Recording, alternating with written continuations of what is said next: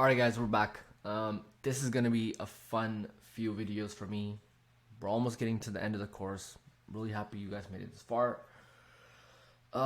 This video, okay, this and the next three videos are gonna be my three favorite patterns that I use as confluences. Not used by themselves. They're used as confluences for me to say, okay, this looks like a good trade. Maybe this is a good area I can get in on. All right. The first pattern that I'm going to talk about, and I swear to God, this has made me a lot of money. I've passed a lot of FTMO challenges with this, and I can identify this on the lower time frames. Even on the 5 minute, I can sometimes do a very good job with this, and it just works so well, so well. Okay, you just have to be careful. And the pattern that I'm talking about it's called the 3-pin formation, the 3-pin pattern. Okay, you guys may have heard about it before.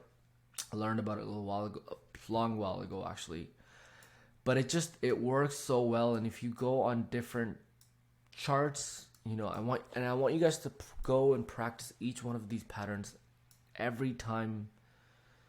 Like after at the end of this series, you need to go back and find these patterns on time frames, spot them, note them out. And what it's called is, it's called a 3-pin formation, 3-pin pattern. So I do want you guys to still look at your daily charts, especially when you're unsure of a situation, or if you're in a situation like where, we're on the daily time frame. GU's been pushing up for a while. This is daily. This is days. Okay, this is like from May all the way to like August, which is a long time. So when the 3-pin pattern is like this, right here. This is the best example here. Okay, and you want to first stick to finding this on the higher time frames as a confluence. Possibly, you're maybe looking to go short somewhere here on your smaller time frames. You find the supply zone. Go to your daily time frame and see if you see this. If you see this, that's an extra added layer of confluence. If I see this, I'm confident in my short on the daily. If I see this on the weekly, I know we're potentially going to be moving in that direction. Okay. The 3-pin formation is when a daily candle will push up and leave a wick, which is the left shoulder. It's actually a head and shoulders basically on the smaller time frames.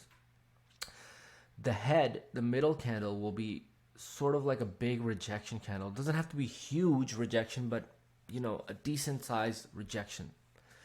And the third candle will just be a push up into the wick, and then it will start pushing down. So 1, 2, 3, and this is the best looking one that I can see at the moment. It should look like this. This is the case of the bearish scenario of the 3-pin pattern. Okay, if I see this at a key level, look at this. This is a key level right here. We know this is a key level. This is the last time we were in this area on, the year before. Very key level.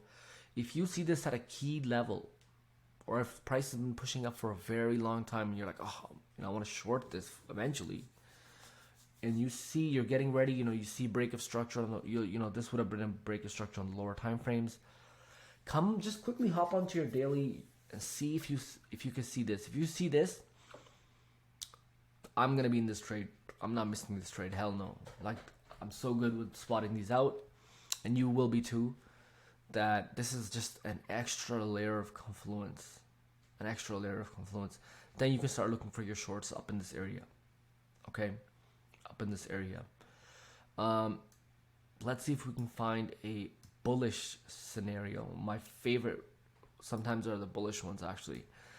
This one's right here. Now this isn't in a key area, so I wouldn't say paying too much attention to it.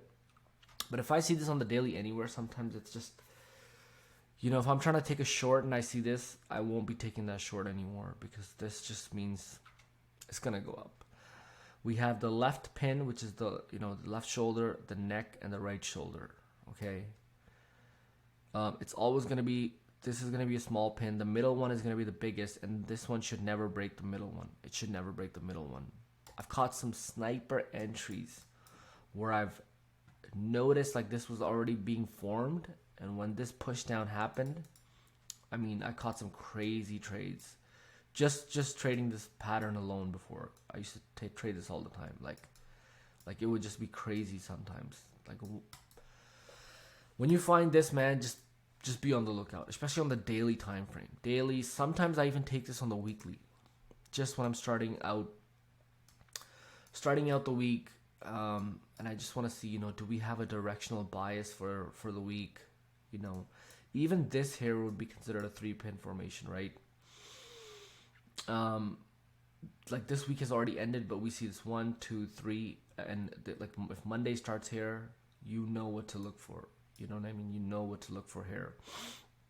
So you can catch this on the daily, the weekly, sometimes even on the 4-hour. I wouldn't in the start go any lower than the 4-hour to try to find this pattern. Just try not to go on anything lower than the 4-hour. This isn't the best example of it because we don't really have the big wicks. Like we don't have a strong wick here. We have a decent sized wick here. I mean, I would still take this, but in the start, I'd rather have you guys look for them in key areas. So let's see if we can find one in a key area on the 4 minute. Okay, this would be a key area, right, on the 4-hour, because you've already drawn your refined zone here somewhere on, you know, the lower time frames. You see it happen once, but then this is like, okay, you know, you're getting ready to take the short somewhere up and around here. Go up to your 4-hour and you see something like this. You know, the first pin, you see the rejection pin. You can be very confident that this is probably going to push down, and you know where to put your stop loss. It's going to be above the 4-hour wick like that. Okay.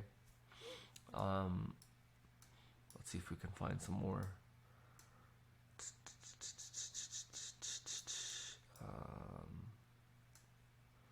I'm trying to see if I can find you guys. Oh, what did I just do? Whoops. Okay. All right, there's one right here. That's a pretty key level. Market broke all of the structure to the left-hand side on the lower time frames. Boom, structure breaks, pulls back. You'll have the zone probably drawn out on your lower time frames. 1, 2, 3, boom, smashed. Stop loss was above this wick, totally smashed. You could have gotten such a big risk to reward on this trade. Okay, so again, these extra confluence videos, I want you guys to come back at a later time, at least a week. Please do this correctly. I'm going to talk in the end on how we're going to be back testing this, but we're going to end this video on this pattern here. If you want to draw it out on your notebook, draw it out. Make sure you put taken at key levels, areas of interest, higher time frame, 4-hour, daily, weekly. Don't try to use, I mean, on the hourly, it can be very great for your entries, but you guys already know, you know, if it's in our zone, it throws up a doji and we break the low, we're entering anyway. So you don't really, it's not a pattern that you really need to pay too much attention on the hourly. You're kind of already looking out for that on the hourly, but I mean, it's great if you see this on your, around your, you know, this thing right here. Let me just show you on the hourly. If you see this on the hourly, around right in your zone, like let's say your zone was, you know, this was your zone right here, and you see this, man, get in, stop loss right above there. But for the sake of finding the pattern on, you know, as an extra added layer of confluence, try to find it at key levels on the higher time frames. Okay, higher time frames. All right, we're gonna move on to the next pattern video.